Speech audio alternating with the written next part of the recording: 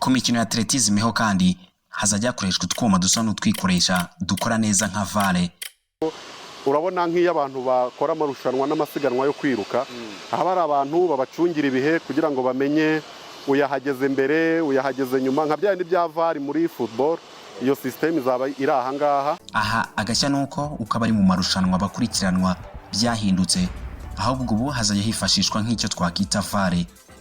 Mbere mu masiganwa abirukaga babarirwaga ibihe n'abantu bwabo, ibintu byashoboraga no guteza urujijo bitewe n'abantu benshi babaga bari muri iki gikorwa.